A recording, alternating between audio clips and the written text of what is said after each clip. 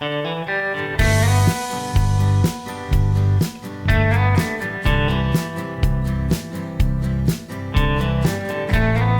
friends, welcome to Madras Samayal. இன்னைக்கு நம்ம மெட்ராஸ் சமையல்ல ரொம்ப ஈஸியான ஒரு சாட் பேல் பூரி எப்படி பண்றதுன்னு பார்க்கலாம்.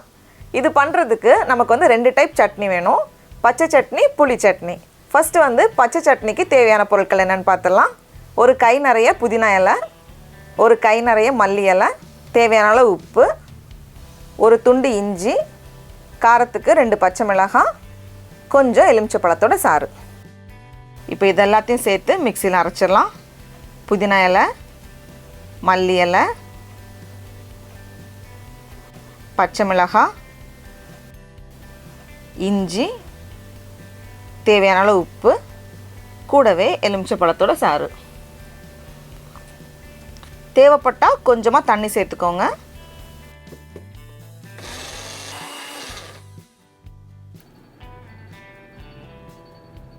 புதினா சட்னி ரெடி ஆகியாச்சு. அடுத்தது நம்ம புளி சட்னிக்கு தேவையான பொருட்கள் என்னென்னு பார்த்துடலாம். 10-12 புளி துண்டை நான் வந்து 15 நிமிஷத்துக்கு முன்னாடி தண்ணியில் ஊற வச்சுருக்கேன். கூடவே 5-6 பேரிச்சம்பழம் அதையும் வெட்டி வச்சுருக்கேன். கூடவே 1/4 கப் போல் வெல்லத்தை நல்லா பவுட்ரு பண்ணி வச்சுருக்கேன். ஊறினதுக்கப்புறமா இதை பிசைஞ்சு இதிலேருந்து ஜூஸ் எடுத்து வச்சுக்கோங்க. இதை நம்ம தூக்கி போட்டுடலாம். இப்போ புளி சட்னி பண்ணுறதுக்கு ஒரு பேனில் நம்ம கரைச்சி வச்சுருக்கோம்ல புளி, அதை சேர்த்துங்க. கூடவே நம்ம வெட்டி வச்சுருக்க பேரிச்சம்பழம், வெல்லம், 1/2 டீஸ்பூன் போல் மிளகாய்த்தூள், கடைசியாக தேவையான அளவு உப்பு எல்லாம் சேர்ந்து கொஞ்ச நேரம் வேகட்டும். இப்போ பாருங்கள், நல்லா கெட்டியாகியிருக்கு.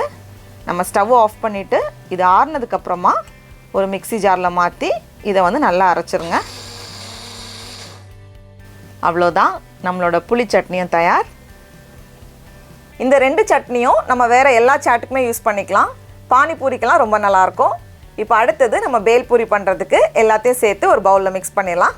ஒரு பவுலில் 3 கப் பொரி சேர்த்துக்கோங்க. கூடவே 1/4 கப் போல் மிக்சர், 1/4 கப் போல் ஓமப்பொடி,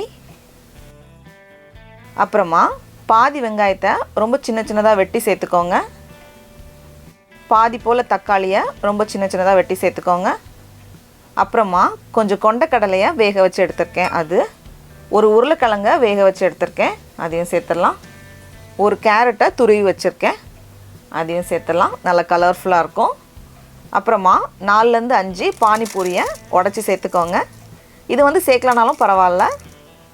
கூடவே கொஞ்சம் கடலை, காரத்துக்காக 2 பச்சை மிளகாய், 1/2 டீஸ்பூன் போல் மிளகாய்த்தூள், கூடவே 1/2 டீஸ்பூன் சாட் மசாலா. அப்புறமா நம்ம அரைச்சி வச்சுருக்கோம்ல பச்சை சட்னி, அதுலேருந்து ஒரு பெரிய ஸ்பூன், கூடவே புளி சட்னிலேருந்தும் ஒரு பெரிய ஸ்பூன். இதை வந்து நம்ம டேஸ்ட்டுக்கு ஏற்ற மாதிரி அதிகமாக சேர்த்துக்கலாம். கொஞ்சம் எலுமிச்சை பழத்தோட சாறு, கூடவே கொஞ்சம் மல்லி இலை சேர்த்துட்டு கடைசியாக தேவையான அளவு உப்பு. இதுதான் சேர்க்கணும்னு அவசியம் இல்லை. இதில் வந்து நம்ம பச்சை மாங்காவை சின்ன சின்னதாக கட் பண்ணி சேர்த்துக்கலாம். அப்புறமா பாசிப்பருப்பை வேக வச்சு சேர்த்துக்கலாம். கருப்பு சுண்டல் எல்லாமே ரொம்ப நல்லாயிருக்கும். இப்போ இது எல்லாத்தையும் சேர்த்து நம்ம ஸ்பூன் வச்சு நல்லா மிக்ஸ் பண்ணிடலாம்.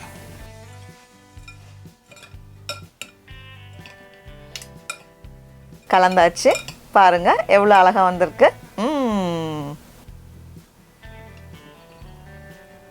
கடைசியாக பரிமாறுறதுக்கு முன்னாடி இது மேலே கொஞ்சம் ஓமப்பொடி, கூடவே கொஞ்சம் மல்லி இலை சேர்த்துட்டு நம்ம சூப்பராக சர்வ் பண்ணிடலாம். அவ்வளோதான், டடா! நம்மளோட சுவையான பேல் பூரி ரொம்ப சூப்பராக தயாராகிடுச்சு. இது வந்து செஞ்சு கொஞ்ச நேரத்துலேயே சாப்பிட்றணும், இல்லைனா வந்து பொரி வந்து லைட்டாக நமத்த மாதிரி ஆகிரும். இப்போ இதை நம்ம டேஸ்ட் பண்ணி பார்ப்போம்.